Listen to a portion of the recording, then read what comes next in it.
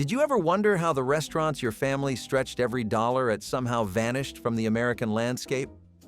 In the 1980s, these restaurants shaped weekly routines, birthday celebrations, and road trip memories for families who counted every penny. So what happened to the places that once made struggling feel a little less lonely? Ponderosa Steakhouse was the kind of place where a family of 5 could walk in with $20 and walk out stuffed beyond reason, and in the 1980s that felt like striking gold. The buffet stretched across the center of the restaurant like a promise that nobody would leave hungry, no matter how tight things were at home. Parents loaded plates with mashed potatoes, green beans, and slices of roast beef, while kids made straight for the soft serve machine, filling bowls until the ice cream curled over the edges. Nobody judged how many times you went back, and that freedom meant everything to families who spent the rest of the week measuring portions carefully. The decor was rustic in that way only the 80s could pull off, with wood paneling and cowboy-themed art that made even a strip mall feel like the open frontier. Waitresses refilled drinks without being asked, and the smell of sizzling steak drifted through the air like a quiet celebration of survival. For many families, Ponderosa was not just a restaurant. It was proof that once in a while, even when money was tight, everyone could eat like kings. Sizzler had a way of making Friday nights feel like something worth looking forward to, even when the budget barely stretched past the gas bill. The moment you walked through those doors, the sizzle of hot platters and the sight of the salad bar stretching toward the back wall made everything else fade away. Families ordered the cheapest steak on the menu and then made up for it by loading plates with bacon bits, cottage cheese, pasta salad, and anything else the buffet offered. Kids loved building towers of croutons and drowning iceberg lettuce in ranch dressing, while parents lingered over coffee and quiet conversation. There was a pride in feeding everyone well, even if the wallets were thin, and Sizzler understood that without ever saying a word. The booths were vinyl, the lighting a little too bright, and the carpet carried the faint memory of 1,000 spilled sodas. But none of that mattered when the whole family sat together, sharing a meal that felt generous even when it was carefully calculated. Sizzler gave people permission to enjoy themselves, and that was worth more than any fancy steakhouse ever could. Western Sizzlin' was the heartbeat of budget dining across the South, the kind of restaurant where working families could sit down to real food without pretending to be something they were not. The buffet line was legendary, piled high with fried chicken, meatloaf, collard greens, and cornbread that tasted like someone's grandmother had been cooking since dawn. Parents appreciated the honesty of the place, how nobody dressed up or expected fancy manners, and how the staff treated every customer like a neighbor who had just stopped by.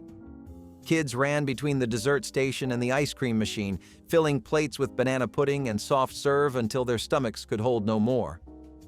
The dining room buzzed with conversation, babies crying, and the clatter of silverware against heavy ceramic plates that had seen 1,000 family dinners. For families who worked long hours just to keep the lights on and the rent paid, Western Sizzlin' was a small reward, a chance to eat without worrying about the check. It was community, comfort, and calories all wrapped into one affordable evening that stayed with people long after the restaurant doors finally closed for good.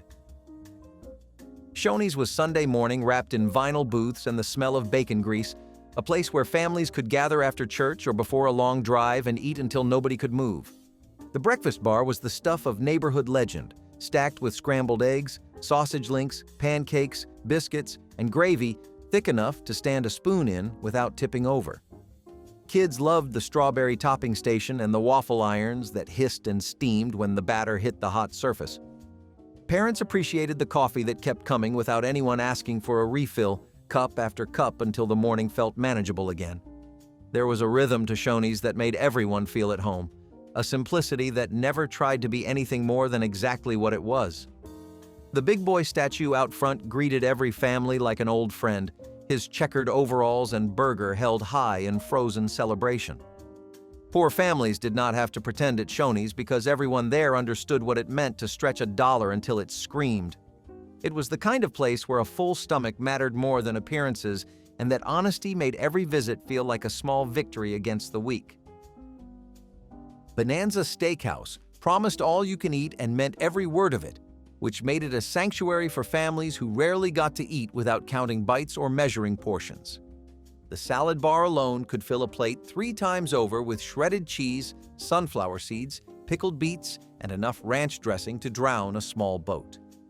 Parents ordered sirloin tips or chopped steak, knowing the real value was in the trips back to the buffet, piling high the mashed potatoes and warm dinner rolls that stretched the meal into something truly filling.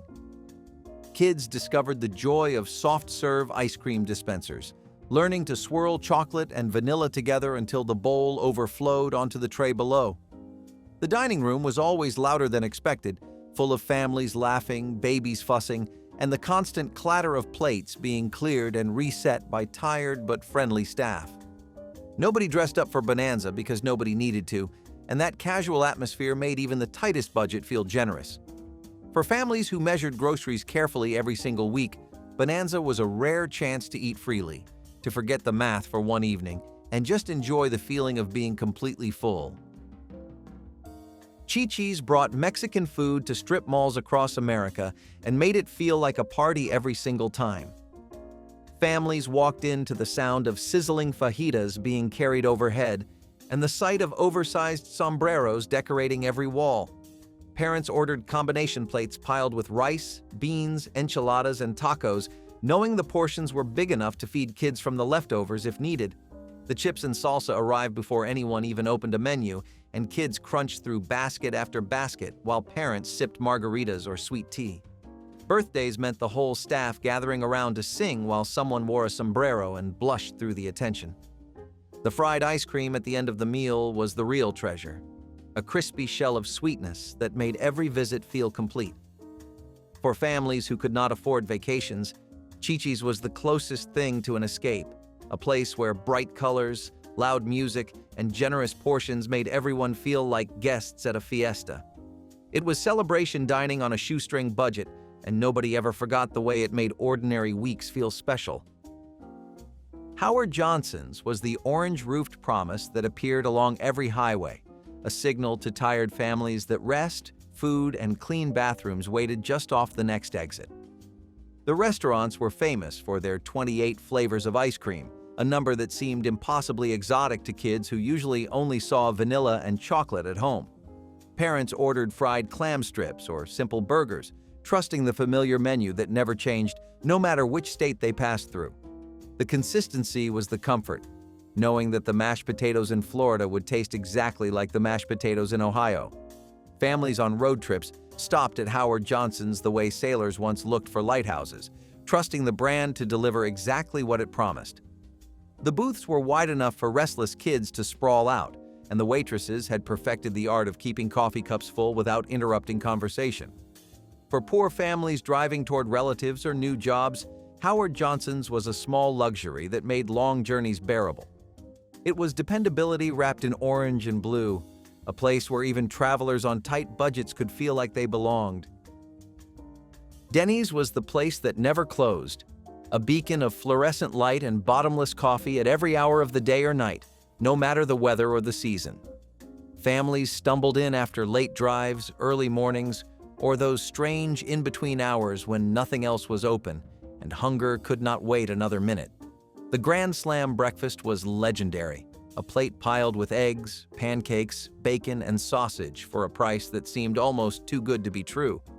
Kids colored on paper placemats while parents nursed cups of coffee and planned the next stretch of highway or the coming week of work and worry.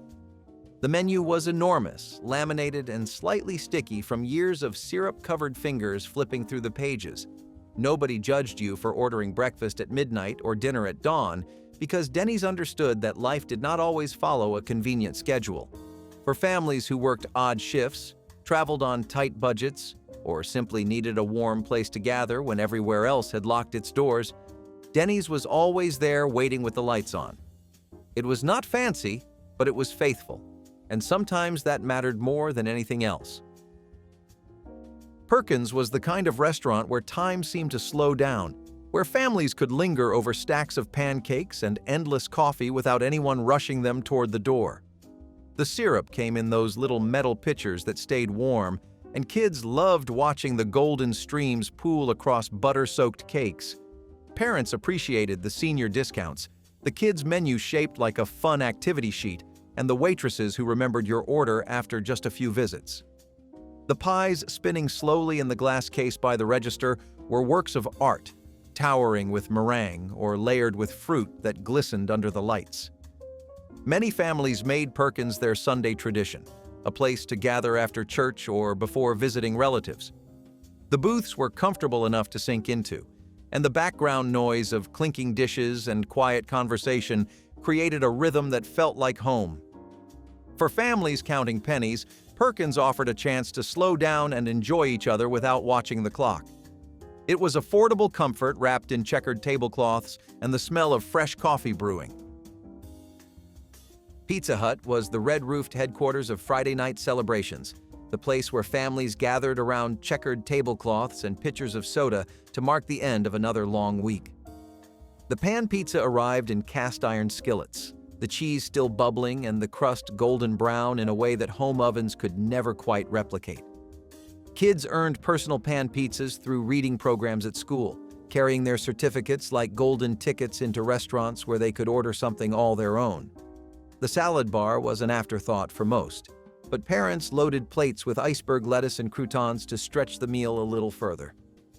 The arcade games in the corner swallowed quarters while families waited for their orders, the sounds of Pac-Man and pinball mixing with laughter and conversation. Birthday parties meant long tables, pitchers of root beer, and cakes that arrived with candles already lit.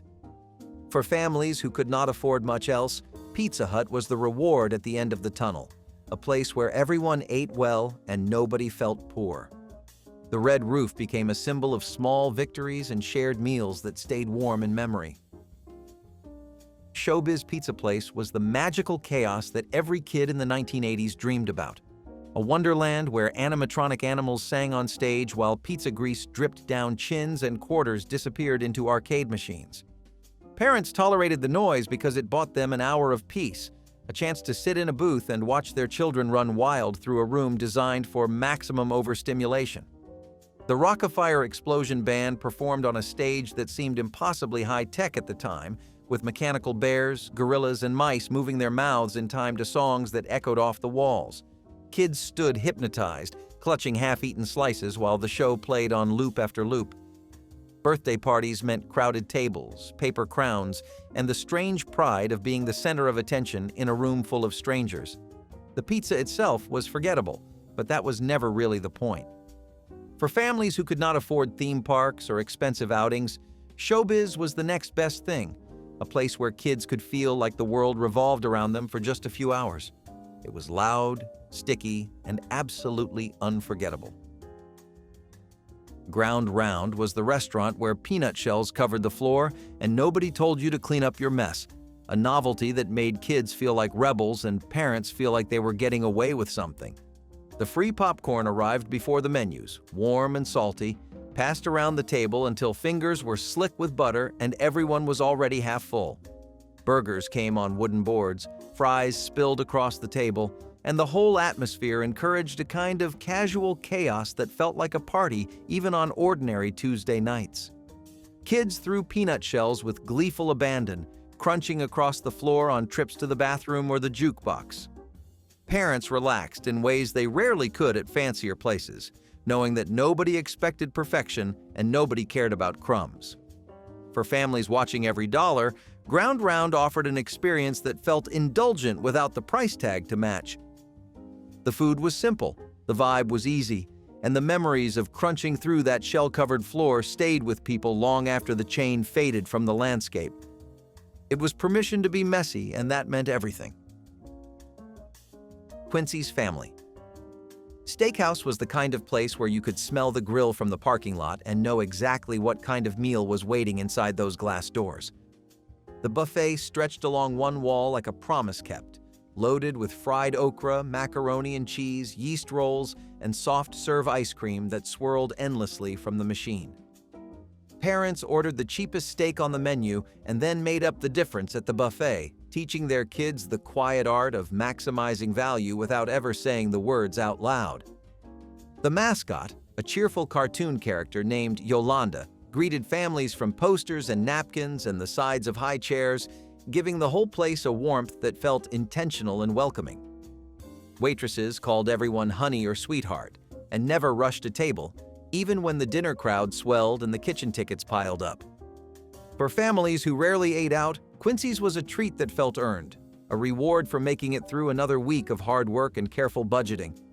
The steaks were thin, the salad bar was legendary, and the feeling of fullness lasted long after the drive home ended. Sambo's was a name that echoed across American highways throughout the 1970s and into the early 80s, a pancake chain that seemed as permanent as the sunrise until suddenly it was not. Families stopped there for short stacks and scrambled eggs, trusting the familiar orange and brown decor and the coffee that never stopped flowing. Kids loved the tiger mascot that appeared on menus and placemats, a character tied to a children's story that would later become the chain's undoing. Parents appreciated the prices, the speed, and the fact that nobody minded when toddlers made a mess of syrup and shredded napkins. The restaurants dotted interstates and small-town main streets alike, becoming part of the rhythm of road trips and lazy weekend mornings.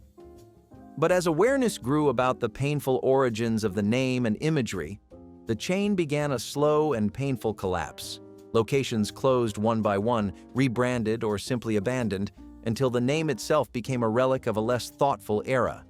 For those who remember eating there, the pancakes were ordinary, but the disappearance was unforgettable, a reminder that even beloved places can carry baggage too heavy to survive. Friendly's was the restaurant where dinner was just the opening act and dessert was the reason everyone really came through those doors. Families ordered burgers and sandwiches knowing the real event would arrive at the end, towering sundaes with names like the Reese's Pieces Sundae or the Jim Dandy that required multiple spoons and serious commitment from everyone at the table. Kids pressed their faces against the ice cream case, studying every flavor while parents pretended to care about the dinner menu they had already memorized. The Fribble milkshake was legendary, so thick you could barely pull it through a straw, served in a frosted glass that made the whole experience feel special. Booths were wide and worn, the lighting was warm, and the staff moved with the easy rhythm of a place that had seen 1,000 families come and go. For poor families, Friendly's was a splurge, a place saved for birthdays, report cards, or the rare Friday when a little extra money appeared in the budget. The ice cream was the currency of celebration, and every visit ended with sticky fingers and the satisfied silence of kids too full to complain about anything at all. IHOP was the place where breakfast stretched across the entire day, and nobody judged you for ordering pancakes at dinner time or eggs at midnight. The menu was a laminated novel, page after page of options that made choosing feel like an event in itself, something worth discussing and debating. Families slid into booths that smelled faintly of syrup and coffee, scanning the pictures of stacked cakes and sizzling bacon while kids kicked their feet against the vinyl seats. The butter came in tiny foil-wrapped squares, and the syrup selection lined the table like a rainbow of sweetness waiting to be poured over everything. Parents appreciated that the prices were fair, the portions were large, and the coffee never stopped coming no matter how long the table lingered over conversation. IHOP understood that some families needed a place to sit together without rushing, a place where conversation could stretch as long as the meal itself. For households where money was tight, the restaurant offered a rare chance to eat out without the anxiety of watching the bill climb too high. The blue roof became a symbol of accessible indulgence, a reminder that everyone deserves pancakes now and then.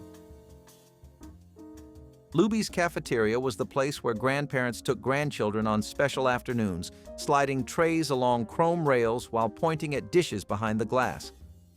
The Luann platter was the secret weapon of every budget-conscious family, a combination deal that included an entree, 2 vegetables, and a roll for a price that seemed almost too good to believe. Kids loved choosing their own food, pointing at squares of Jell-O, slices of pie, and mysterious casseroles that looked better under the heat lamps than they probably tasted. The dining room hummed with the quiet conversation of retirees, young families, and everyone in between, all of them balancing trays and searching for empty tables. There was a dignity to Luby's that felt different from fast food, a sense that you were eating a real meal in a real restaurant even if you carried your own plate. For families stretching every dollar, Luby's offered abundance without pretense, a place where choices felt generous and the staff treated everyone with kindness. The cafeteria line became a weekly ritual for many, a comfort that lasted for decades until the world moved on to faster, flashier options. Morrison's Cafeteria was the Sunday destination for Southern families who wanted real cooking without the fuss of making it themselves. The line moved slowly past steam tables loaded with fried chicken, meatloaf, collard greens, creamed corn, and every kind of pie you could imagine glistening under the dessert lights. Kids gripped their trays tightly, overwhelmed by choices that seemed endless compared to the limited options at home. Parents appreciated the honesty of cafeteria pricing, seeing exactly what each item cost before committing to the meal. Grandparents sat at round tables with paper placemats, reminiscing about meals that tasted just like this one, recipes passed down through generations of cafeteria cooks who understood Southern comfort. The rolls were always warm, the sweet tea was always cold, and the banana pudding was always worth saving room for no matter how full you already felt. Morrison's was more than a restaurant for many families. It was a weekly tradition, a gathering place, and a reminder that home cooking did not always have to happen at home.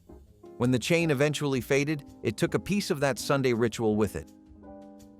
Piccadilly Cafeteria was the kind of place where you could watch your entire meal come together plate by plate, assembled by hands that moved with the practiced speed of people who had done this 1,000 times before. The trays slid along metal rails while servers asked what you wanted, scooping vegetables, slicing meat, and adding rolls with a rhythm that felt almost musical. Kids loved the visibility of it all, pointing at macaroni and cheese or fried fish while parents kept a running tally in their heads, making sure the total stayed reasonable. The dining room was always filled with a mix of generations, from elderly couples who had been coming for decades to young families discovering the charm for the first time. Piccadilly understood that poor families needed options, needed to see exactly what they were paying for before handing over their hard-earned money. There was no guessing, no surprises, just honest food served on heavy plates that clinked against the table. For many families, Piccadilly was the place where everyone could eat well without anyone feeling embarrassed about the budget. It was comfort-served cafeteria style. Woolworth's lunch counter was the hidden treasure inside a department store, a row of spinning stools and laminated menus where grilled cheese sandwiches and chocolate milkshakes cost less than $1 and tasted like childhood itself. Mothers parked strollers beside the counter while kids climbed onto red vinyl seats, spinning in circles until someone told them to stop. The grill sizzled behind the counter, sending up the smell of burgers and fried onions that drifted through the aisles of the store. Waitresses in aprons took orders on little pads, calling out to cooks who worked with a speed born from years of practice. For families who came to Woolworth's to buy socks or school supplies, the lunch counter was an unexpected bonus, a chance to turn an errand into an outing without spending much at all. Kids sipped sodas through paper straws while parents rested their feet and planned the rest of the shopping trip. The counter was democracy in action, a place where everyone sat elbow to elbow, regardless of background or budget. When Woolworth's finally closed its doors, the lunch counter vanished too, taking with it a simple pleasure that nothing has quite replaced. S&W Cafeteria was the kind of regional treasure that people drove across county lines to visit, a place where steam tables stretched toward the back wall and desserts sparkled under fluorescent lights like jewels in a display case. The line moved slowly, giving families time to study each dish, point at favorites, and watch servers pile plates high with portions that seemed too generous to be real. Kids gripped their trays with both hands, eyes wide at the sheer variety of choices that home kitchens could never match. Parents calculated costs in their heads, balancing want against need, knowing that the cafeteria-style pricing meant no surprises when they reached the register. The dining room hummed with the comfortable noise of families eating together, silverware clinking against heavy plates, and conversations drifting between tables that sat close enough to feel communal. There was a pride in taking the family to S&W, a sense that even without much money, you could still treat everyone to a meal that felt special. The banana pudding was legendary, the fried chicken was crispy, and the feeling of walking out full was worth every penny carefully counted. Stuckey's was the roadside promise that broke up long drives with pecan logs, sticky candy, and restrooms that smelled like industrial cleaner and desperation. The turquoise roofs appeared along highways like beacons, signaling to exhausted families that a break was finally within reach. Kids pressed their faces against the candy counter, mesmerized by rows of divinity, pralines, and those famous pecan log rolls wrapped in cellophane that crinkled when you touched them. Parents stretched their legs, refilled coffee cups, and bought the cheapest sandwiches on the menu just to have an excuse to sit down for a few minutes. The souvenirs were questionable at best, rubber alligators and seashell ashtrays that nobody really needed, but everyone seemed to buy anyway. There was a charm to Stuckey's that had nothing to do with quality and everything to do with timing, catching families at the exact moment when anything felt better than another hour in the car. For poor families on road trips, Stuckey's was the affordable pit stop, the place where a pecan log and a bathroom break counted as a real vacation memory. The food was forgettable, but the relief was real. Waffle House was the yellow sign sanctuary that never closed.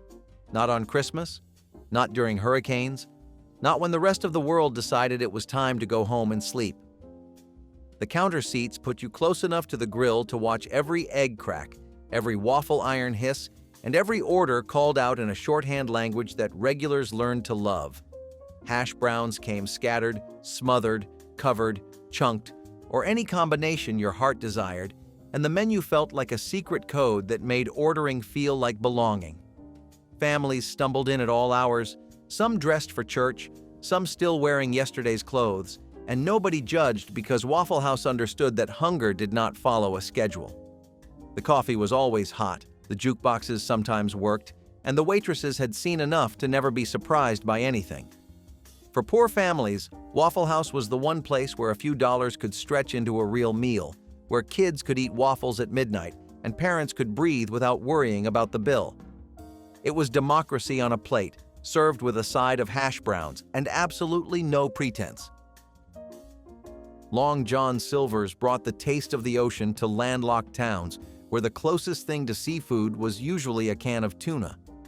The restaurant smelled like hot grease and salt, a combination that somehow felt exciting to kids who had never seen a real beach. Families ordered platters of battered fish, crispy shrimp, and hush puppies that arrived in red plastic baskets lined with paper that soaked through before you finished eating. The malt vinegar sat on every table, and kids who had never tried it before discovered a tangy new obsession that made everything taste better. Parents appreciated the prices, the speed, and the fact that seafood finally felt accessible to families who could never afford fancy restaurants with cloth napkins and candles. The pirate theme gave the whole place a playful energy, with ship wheels on the walls and treasure chest kids' meals that made ordinary dinners feel like adventures. For poor families, Long John Silver's was a chance to eat something different, something that felt almost exotic even if it came from a deep fryer in a strip mall. The crunch of that batter still echoes in the memories of everyone who grew up on those Friday fish nights. Arthur Treacher's Fish and Chips was the British invasion that nobody expected, a fast food chain that brought newspaper-wrapped nostalgia to American strip malls and made fish and chips feel like a proper cultural experience. The batter was light and crispy, the chips were thick-cut and golden, and the whole meal arrived in paper cones that made eating feel like an event rather than just another dinner. Kids loved the novelty of it, the way the restaurant felt different from the burger joints and pizza places that dominated every other corner. Parents appreciated that the portions were generous and the prices stayed low enough to feed everyone without calculating whether dessert was possible. The tartar sauce came in little plastic cups, and malt vinegar bottles lined the counters for anyone brave enough to try the authentic British way. For poor families, Arthur Treacher's was a chance to feel fancy without spending fancy money, a meal that tasted like it belonged somewhere more expensive. The chain faded faster than most people expected, leaving behind memories of crispy fish and the faint taste of something special that vanished before anyone was ready to say goodbye. You could spot the big boy statue from the parking lot, that grinning kid holding up a cheeseburger like it was the crown jewel of America. And in the 1970s, he really was. Big boy restaurants were warm, welcoming, and wrapped in that all-important family vibe. cozy booths, laminated menus, and milkshakes that showed up tall and frosty. This was classic diner comfort. Big Boy served everything. Seriously, everything. Burgers, meatloaf, pancakes, fried fish, pie, spaghetti. It was the Swiss Army knife of chain dining. No matter who you came with, a picky kid, a meat and potatoes dad, or a grandma who just wanted soup, everyone found something they liked. But the star was the Big Boy combo. A double-decker cheeseburger with that signature sauce that somehow tasted exactly the same in every state. And that was the magic. No matter where you were, a Big Boy meal felt familiar. The restaurants themselves felt like home away from home. Staff who remembered your name, booths you sank into, and that little paper placemat you always ended up doodling on while you waited. It was not fancy, but it was ours. And let us not forget the desserts. Hot fudge cake, banana splits, pies that came in rotating displays. They always had something sweet waiting at the end. Big Boy was not trying to reinvent the wheel. It just made sure everyone in the car left full and happy. In a time before foodie culture and Instagram menus, Big Boy reminded people that a good meal did not have to be complicated. Just warm, filling, and shared with the ones you love. Pioneer chicken was not just food, it was a vibe. An LA staple with an orange and red glow that felt like it came from another world. The fried chicken here was unlike anything else. Its signature reddish-brown coating almost looked radioactive, but once you bit into that ultra-crispy skin, you got it. Tender chicken inside, wild crunch on the outside, and just enough seasoning to make you reach for a napkin between bites. People loved Pioneer because it was loud, bold, and unapologetically messy. And if you were anywhere near Los Angeles during the 1980s, you could not miss it. With Dodgers memorabilia on the walls and that blazing neon signage out front, it was practically a sports bar disguised as a fast food joint. It was the kind of place you hit up after a game, or on a late-night fried chicken run with your cousins. Eventually, though, the fried chicken wars heated up, and Pioneer could not keep up. Locations closed, memories faded, and only a few die-hard fans kept the dream alive. But once you have tasted that crunch, it stays with you. Speaking of flavor bombs, let us head to a place that steamed their hot dogs and beer and served tiki cocktails next to vinyl booths, an odd pairing that somehow made perfect sense. Rack's roast beef wanted to be the cooler Arby's, and maybe for a second it was. But when your brand identity bounces between roast beef, salad bars, baked potatoes, and something called pizza pockets, things tend to unravel. At first glance, Rack's seemed like a good idea. Roast beef sandwiches that felt a little more adult, a little more upscale. Then you walked in and saw a decor that looked like a corporate waiting room, complete with faux wood paneling and an overzealous fern in the corner. The food was never terrible, but it was never good either. The roast beef tasted like it had been steam-sealed in plastic, and everything else felt like it came straight from the freezer section. The salad bar? Always kind of sad. Brown-edged lettuce, rock-hard cherry tomatoes, and ranch dressing that tasted faintly of glue. It was like eating dinner in a basement office. Rack's made the classic mistake of trying to be everything to everyone, and ended up pleasing no one. What really sealed its fate, though, was its attempt to go luxury. Glass walls, mood lighting, and booths that looked like they belonged in a dentist's waiting room. Customers just wanted a decent sandwich, not a failed midlife crisis in restaurant form. Rack's roast beef never figured out who it was, and so the mall crowd moved on, quietly but completely. Before there were apps and fast food at every exit, there was Howard Johnson's, and for a while, it was the place to pull over. Those orange roofs popped out along highways like candy corn, and families knew exactly what they were getting the second they saw one. For travelers in the 1970s, Howard Johnson's was more than just a pit stop. It was a place of comfort, consistency, and ice cream. 28 flavors. That was the magic number. Whether you were 7 or 70, the moment you saw that ice cream counter, your travel fatigue faded.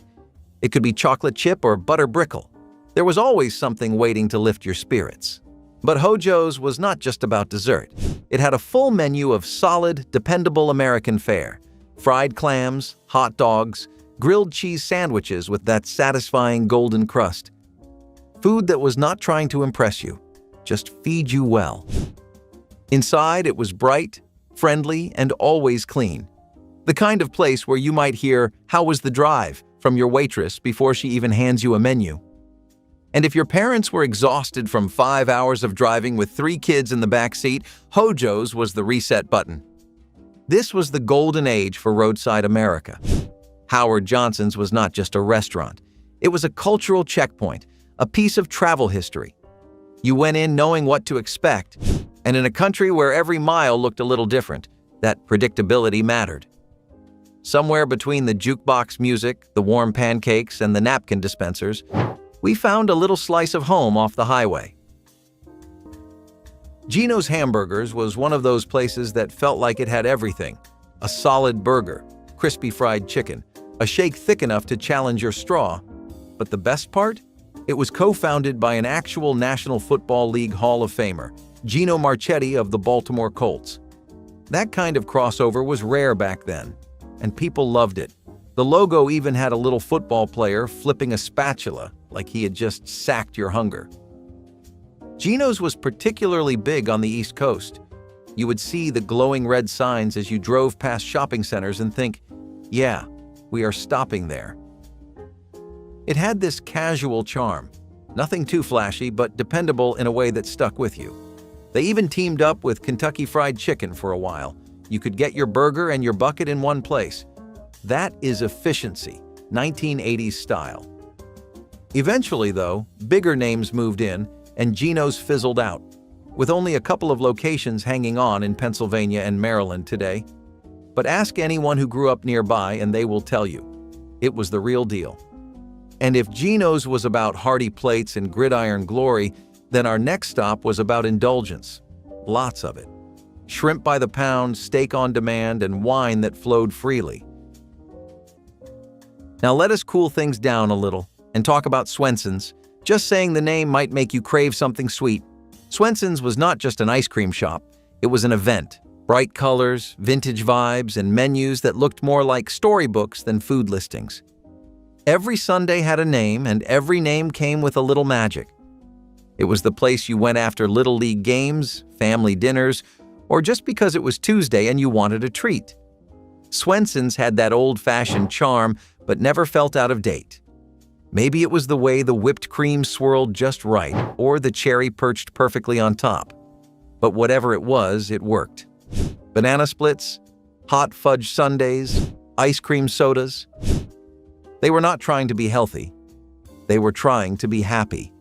And it showed. Each visit felt like a reward. A place where kids could feel like royalty for a few minutes, and adults could remember what it felt like to just enjoy dessert without guilt or green juice. And you better believe the staff leaned into the theme.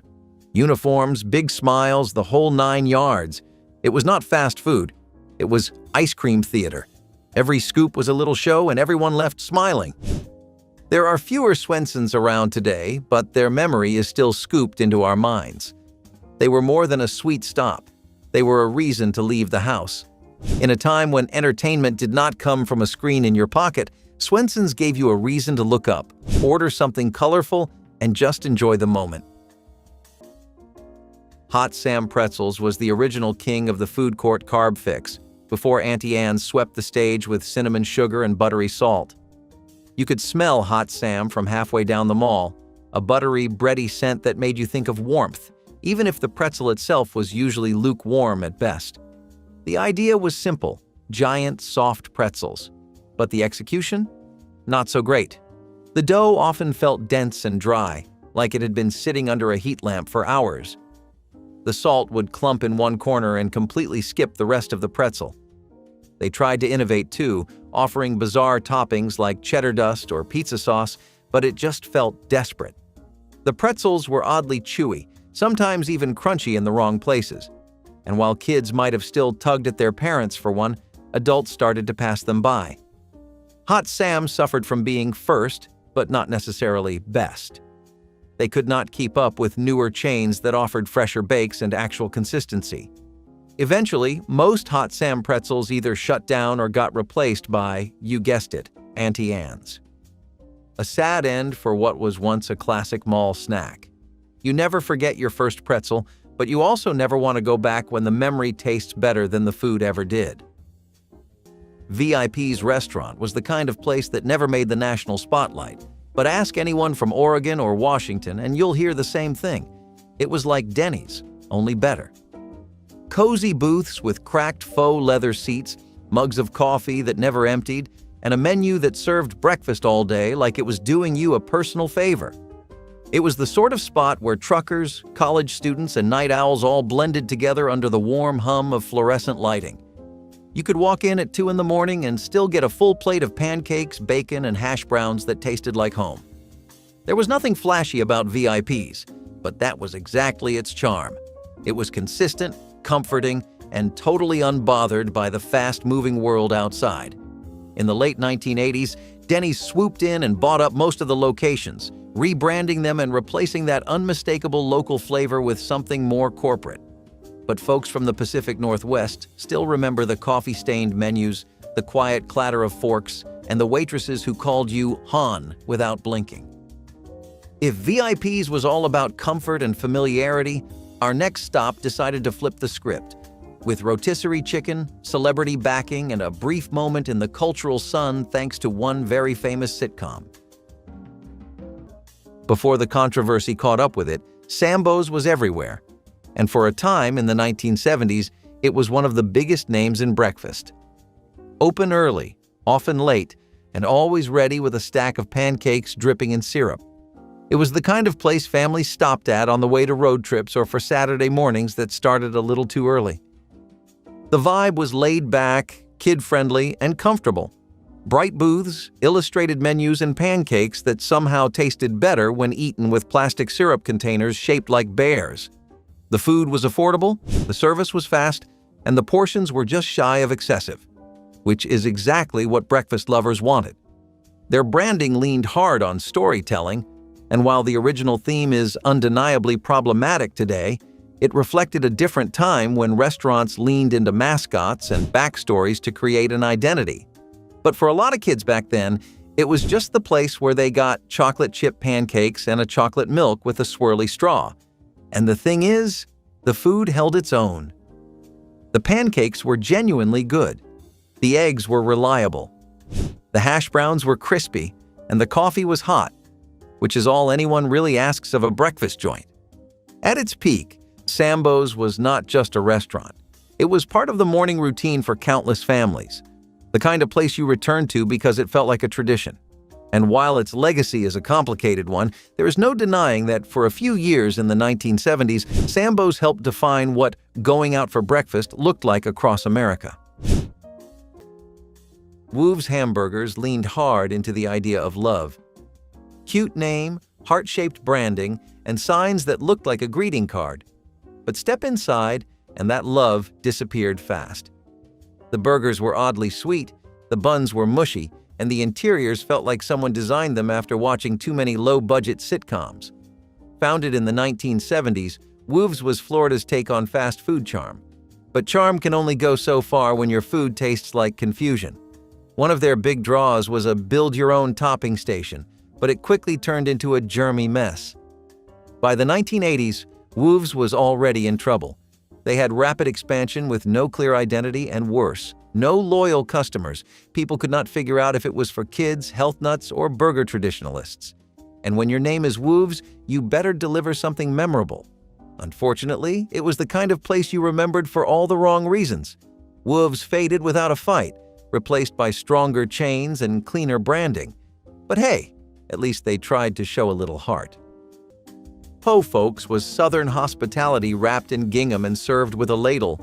You walked in and felt like you had stepped onto a front porch somewhere in Alabama. The tea came in mason jars. The walls were covered in antiques and hand-painted signs with sayings like, "Y'all come back now." And the food? It stuck to your ribs. Fried chicken, black-eyed peas, greens, meatloaf, and catfish, served with a side of cornbread and a whole lot of love. Po Folks made you feel like family, even if you were just passing through. There was a certain pride in the way it presented its southern roots, unapologetically kitschy and warm. The prices were low, the portions were generous, and the vibe was always laid back. You were not there to rush. You were there to eat slow, talk loud, and maybe top it all off with some banana pudding. At its peak, Po Folks had locations across the South and Midwest, but as dining tastes shifted and the novelty faded, many closed down or rebranded. Still, that logo, an old-timey fella tipping his hat, lingers in the minds of diners who remember the hush puppies and home fries. But if you preferred your meals wrapped in foil and served with a little spice, then our next stop had just the chilito for you. Beefsteak Charlie's was less of a restaurant and more of a punchline wrapped in unlimited sangria. What started as a quirky steakhouse idea quickly mutated into a budget buffet experiment that leaned hard on slogans like, "You are going to get spoiled." Spoiled was right. The food was greasy, lukewarm, and constantly underwhelming. The steak? Thin, chewy, and suspiciously shiny. The seafood? Usually overcooked or barely thawed. The buffet spread looked like it had been left out too long, because it had. You would find stale rolls, jiggly jello, and pasta drowning in a sea of butter substitute. Still, people came. Why? Because they offered unlimited everything, beer, wine, and ribs included. But unlimited does not mean good. As the 1980s rolled on, malls tried to upgrade their image, and Beefsteak Charlie's stood out in all the wrong ways. Dim lighting, carpet that smelled like old grease, and a menu that felt like a dare more than a dining option. Eventually, the mall chains closed up, unable to compete with cleaner, sharper competitors. Charlie might have promised the world, but he left a lot of people with just indigestion. Pup and Taco was one of those places that never made it all the way across the country. But for Californians, it was a staple. You knew what to expect. A wide menu, dirt-cheap prices, and a name that sounded like it was made up by a kid. Hot dogs, tacos, burgers, fries, slushies, they threw it all at the wall and somehow it worked. You could walk up, grab a chili dog and a taco, and be out in 5 minutes for under $3. The locations were easy to spot too. Those retro signs with the big red and yellow block letters were a beacon to beach bums and budget-conscious teens alike. There was nothing gourmet about it, but that was never the point. It was fast, it was greasy, and it was loved. So much so, in fact, that Taco Bell bought most of the locations in the 1980s, essentially absorbing Pup and Taco into its own empire. The quirky name might be gone, but the spirit lives on every time someone adds a side of nachos to their burrito order. And while Pup and Taco ruled the roadside, our next stop was the king of the mall food court. Soft, warm, twisted, and salted. The pretzel that walked so others could run. There is something about a root beer float that feels like summer. But when you had one served in a frosty mug at an A&W drive-in, it hit different. This was not a rushed soda from a plastic bottle. This was root beer as an experience. Car hops on roller skates, trays clipped to your window, and that perfect mix of ice cream and fizz. It was Americana in a glass. In the 1970s, drive-in dining was still alive and kicking. And A&W was at the heart of it. Families packed into cars, kids crammed into back seats, and there was this weird, wonderful thrill about eating full meals without leaving your vehicle. You were in your own little booth on wheels, and the star of that menu was always the float. That thick foam, that creamy scoop slowly melting into sweet carbonation. You did not sip it. You savored it. You poked at it with your straw. You took a spoon to it when the bubbles died down. It was simple, delicious, and a reminder that not everything needed to be complicated to feel special. The food was classic drive-in fare, burgers, hot dogs, crinkle-cut fries, but it was the root beer that made the place unforgettable.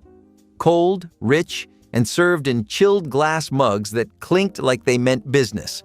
No paper cups here. Just the real thing, sweating with condensation under the summer sun. It was not fast food. It was drive-in dining with personality. And in a decade where sitting down often meant sitting inside, A&W gave people a reason to roll down their windows and enjoy a meal under the open sky. The only thing heavier than the batter at Arthur Treacher's was the feeling in your stomach after eating there. This place tried hard to sell a British pub vibe, all while being crammed between a pretzel stand and a Claire's accessories. The fish came out greasy and steaming, wrapped in that weird paper that always seemed damp. It was thick, oily, and more chew than crunch, and that was if you got lucky. On off days, which seemed to be most days, the fish would either be undercooked or so fried it could snap in half like a cracker. The fries, or chips as they insisted, were soggy and pale, always one step away from mashed potatoes. But during the 1970s, Arthur Treacher's had real momentum. It was everywhere, fueled by novelty and a kind of fast food nationalism. After all, what was more American than importing something and giving it a greasy spin? But the truth is, the food quality never held up. People caught on, and the British gimmick stopped working when the flavor failed to follow through. Eventually, other fish spots moved in with better recipes and fewer apologies. Arthur Treacher's became the old man in the mall food court, still handing out paper trays while the rest of the world moved on to sushi and smoothies.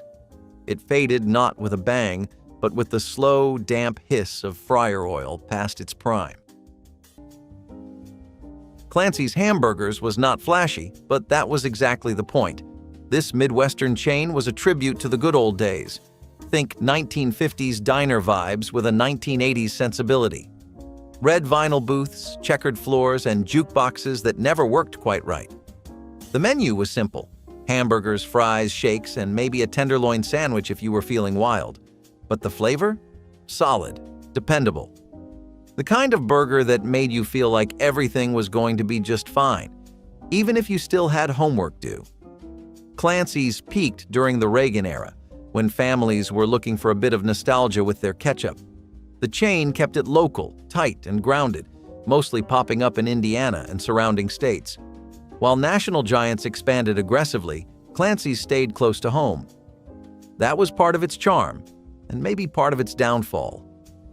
Eventually, as tastes shifted and bigger players took over the burger scene, Clancy's began to disappear.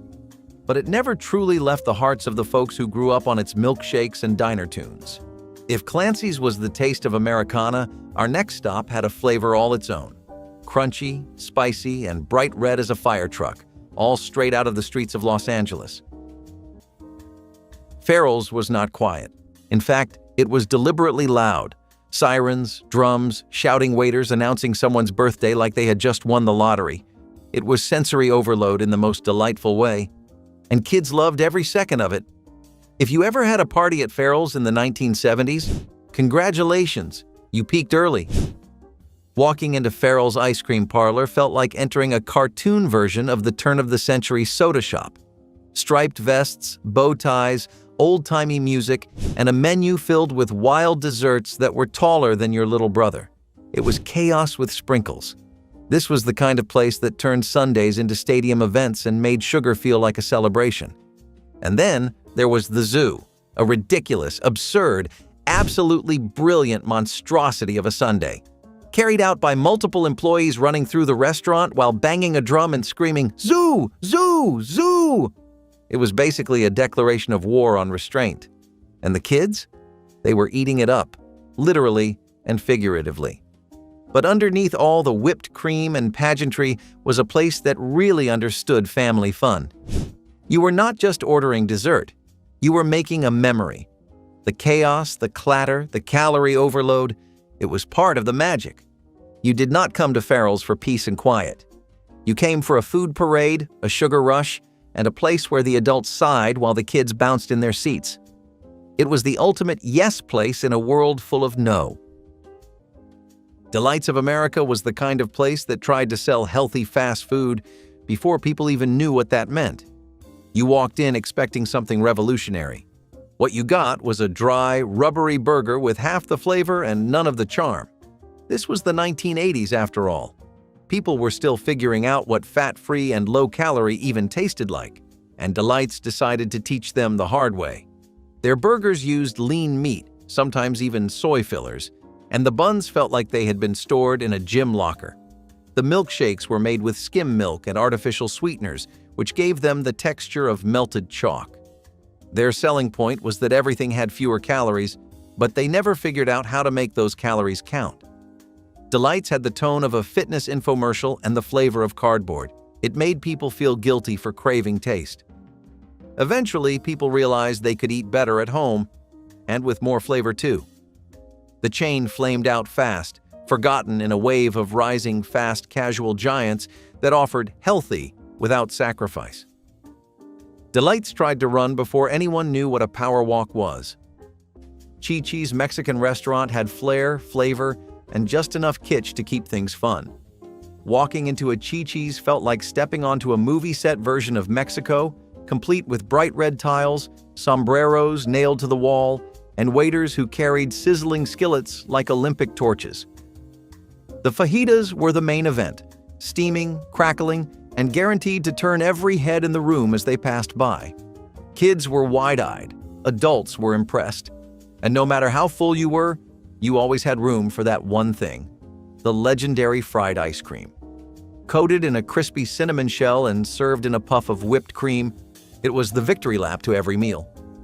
Chi-Chi's was the place for birthday dinners, first dates, and family outings that felt like adventures. But food safety scandals and a changing dining scene meant it all unraveled. One by one, the doors shut, the sombreros came down, and a little bit of spice left the suburbs. But not all chains faded because of scandals. Some were just too different for their own good. If the 1970s were about loosening up a bit, Bennigan's was the restaurant that caught the vibe. It came in late in the decade, but it wasted no time making a name for itself. Dark wood paneling, green leather booths, Irish pub decor. It had that just enough edge feel to stand out from the family-focused chains. It was not fine dining. It was fun dining. A place where you could grab a beer, order a Monte Cristo sandwich the size of your head, and still bring your kids along for a basket of chicken tenders. Bennigan's knew its lane and drove at full speed. And about that Monte Cristo, deep-fried powdered sugar on top with raspberry jam on the side. It should not have worked. It definitely should not have worked. But somehow, it became their signature dish. Sweet, salty, fried, and just weird enough to keep people talking. Bennigan's also helped bridge that gap between bar food and restaurant food. You could get nachos and onion rings or a steak and salad, all under one roof. And if you stayed long enough, you might hear the music turn up a little or catch a game on the television in the corner. This was where first dates happened, where coworkers grabbed a drink after clocking out, where birthday dinners and casual Fridays blurred into one. It was pub style done American style, big, bold, and with extra ranch dressing. Bennigan's carved out a place for people who wanted more than fast food, but less than fine dining. And for a lot of us, that middle ground hit just right. Zantigo was the taco place you went to when Taco Bell was either full or closed. They promised a different kind of fast Mexican food, with slightly better ingredients and less chaotic branding. But it never really clicked. The food was always just messy. Tacos that collapsed in your hands, cheese that hardened in minutes, and burritos that somehow leaked before you even unwrapped them. Their standout item was the chilito, a cheesy meat tube that sounded more like a dare than a meal, and it showed. Zantigo never figured out how to stand apart from Taco Bell, despite claiming they did things better. That claim fell apart fast when you took a bite and ended up with orange sauce on your jeans. At its core, Zantigo felt like a fast food chain trying to act grown-up while still serving high school cafeteria food. The problem? No one really asked for that. It got bought out by Taco Bell, absorbed, and erased from most malls without even a goodbye sign. Today, it exists only in memory and the occasional nostalgic forum post. Zantigo promised a zesty future, but delivered lukewarm leftovers. Sambo's restaurant was once everywhere. At its peak, over 1,000 locations dotted the American map, and for a time, it was the breakfast joint. You walked in, saw the tiger stripe motif, and knew pancakes were on the way. The food was solid. Fluffy pancakes, greasy bacon, big mugs of diner coffee. The kind of breakfast that left you needing a nap by 10 in the morning. But Sambo's legacy is tangled. Its name and branding, drawn from a children's book with racist origins, sparked increasing backlash as public awareness and cultural conversations shifted. People started asking hard questions about what a restaurant should represent. The food stayed consistent, but the reputation cracked. One by one, locations closed or rebranded. And while the last original Sambo's held on until 2020, even it finally changed names. Still, to many who grew up in its booths, it was not about the name. It was about pancake mornings with family and kids' meals with tiger-striped coloring books. But from syrupy stacks to something a little more British, the next forgotten favorite took a trip across the Atlantic and served up deep-fried nostalgia with a dash of malt vinegar. If any of these forgotten restaurants stirred a memory or made you miss a meal you have not thought about in years, share your story in the comments below. Tap like to keep the nostalgia alive and subscribe so you never miss another trip back to the tables where your family once belonged.